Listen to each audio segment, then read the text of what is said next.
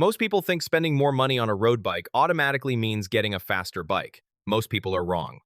The difference between a $300 bike and a $20,000 bike has almost nothing to do with how fast you go.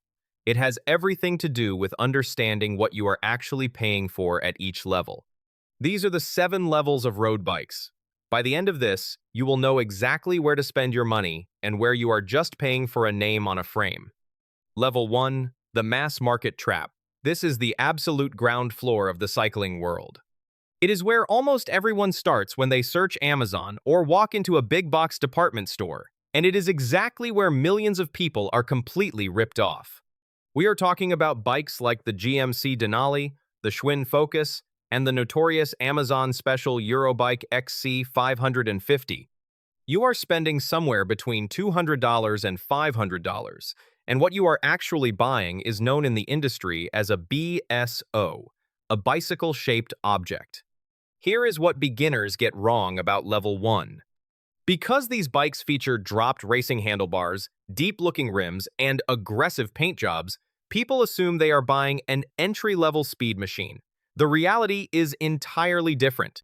Let's look at the Eurobike XC 550. It looks fast on a computer screen, but to hit that $250 price tag, the manufacturer builds the frame out of high-tensile steel. That is the exact same cheap dead metal used to build industrial construction scaffolding. Because of this, the bike weighs a staggering 35 to 40 pounds. The components bolted to this frame are just as deceptive. It uses unbranded friction shifters that are virtually impossible to tune correctly, and heavy alloy wheels that feel like you are dragging an anchor up every hill. But here is the uncomfortable truth about Level 1. The biggest hidden cost of these bikes is not the heavy steel, it is the repair bill. These mass-market bikes use cheap, proprietary, non-standard parts. If you hit a pothole and snap your rear derailleur, or strip the bottom bracket, a real bike shop will have to charge you $150 in mechanic labor and replacement parts just to fix a $250 bike. These bicycles are mathematically engineered for disposability. They are designed to be ridden 3 times, break down, and end up in a landfill.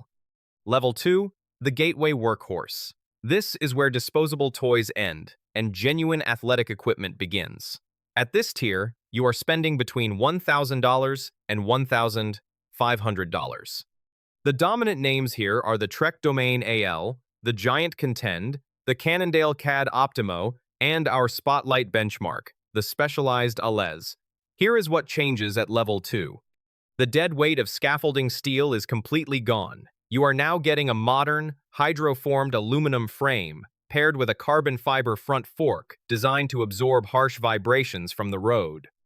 Instead of unbranded plastic gears, you are getting genuine entry-level mechanical drivetrains from Shimano, like their 8-speed Claris or 9-speed Sora systems. These are incredibly reliable workhorse components that will click into gear smoothly for thousands of miles with just basic chain maintenance. Because of these upgrades, the total weight of the bike drops drastically down to a highly respectable 21 pounds. What the marketing will not tell you about Level 2 is that modern aluminum manufacturing has become incredibly advanced. A high-quality aluminum frame from Specialized or Trek is actually stiffer, more responsive, and vastly more durable than the cheap, bottom-tier carbon fiber used in the next level up.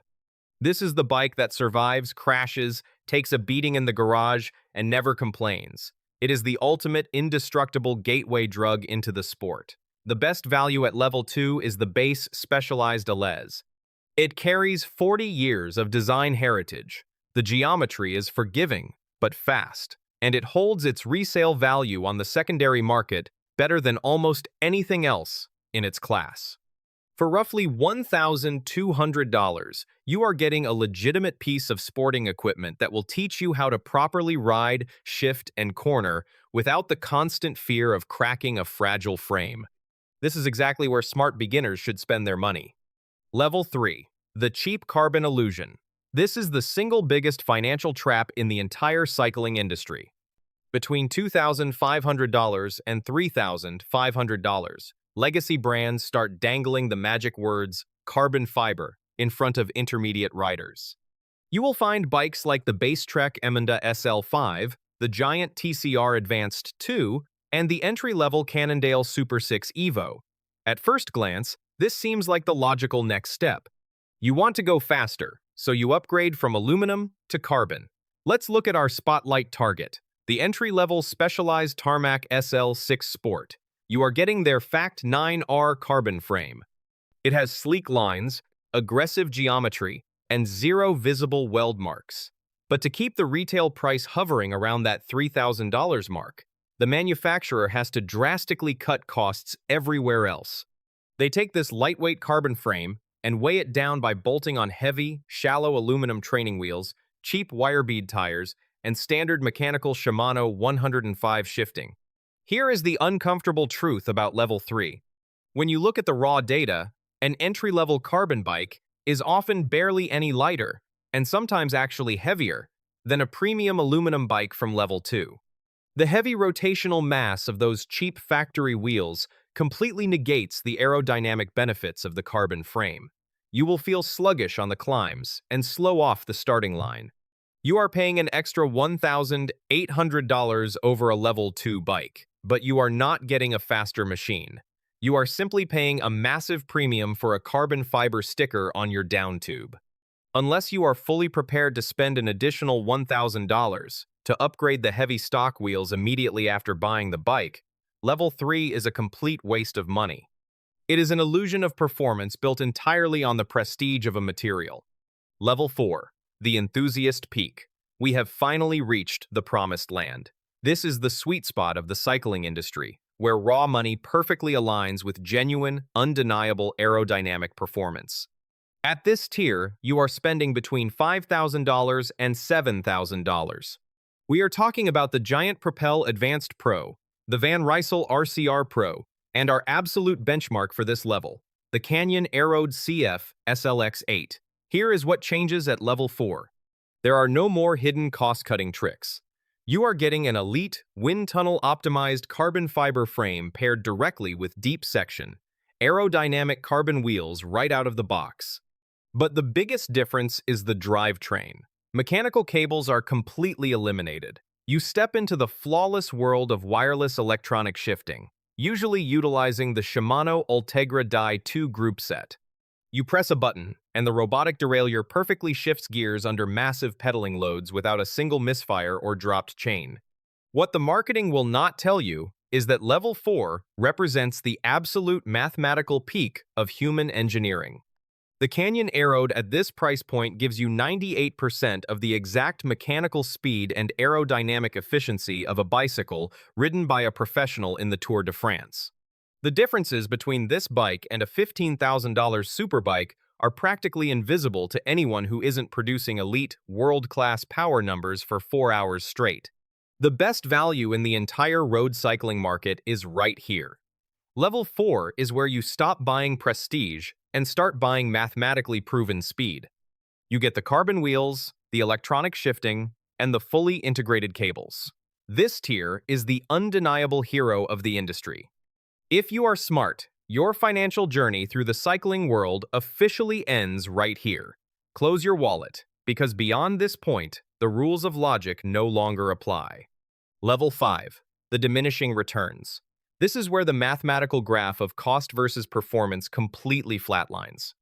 At this tier, you are spending anywhere from $8,500 to $11,000. The bikes that live here include the Trek Madone SLR7, the Cervelo S5 Ultegra, the BMC Team Machine, and our spotlight target, the Specialized Tarmac SL8 Pro. Here is what changes at Level 5. You are paying roughly $3,000 more than the enthusiast peak of Level 4. But what are you actually getting for that massive stack of cash? The frame geometry and aerodynamic tube shapes are exactly the same. The wind tunnel drag data is completely identical.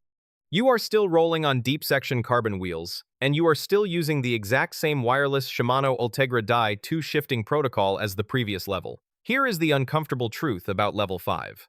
The entire $3,000 price gap is justified by slightly upgraded carbon layups and incrementally lighter components.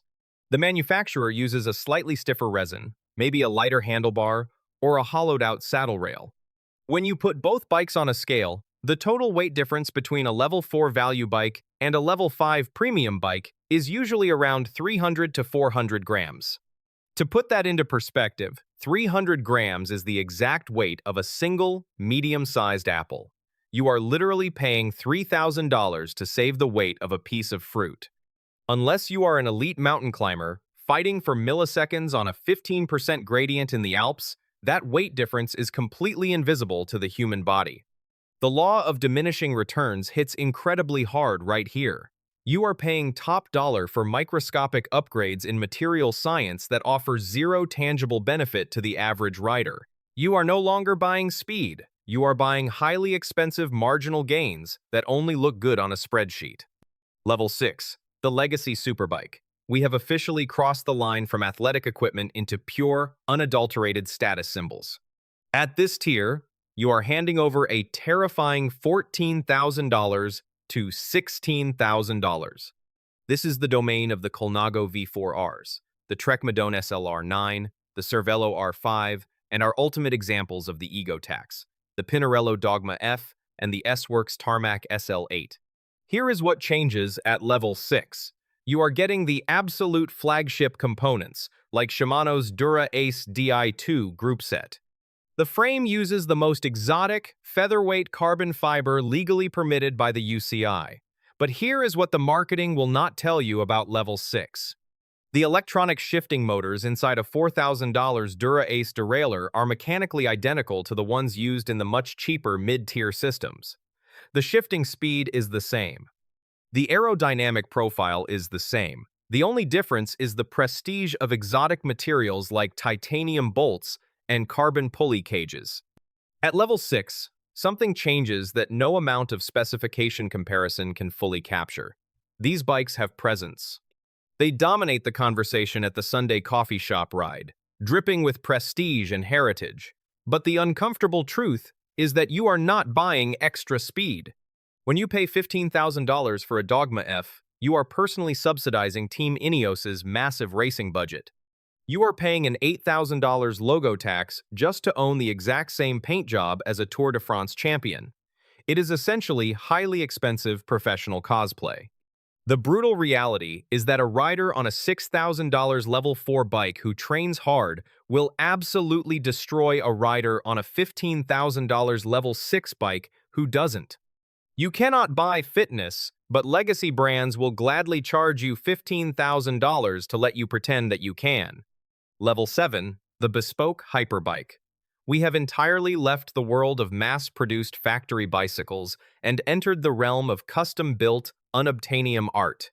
At this level, you are spending $20,000, $25,000, and sometimes even more. The names here do not sponsor professional racing teams.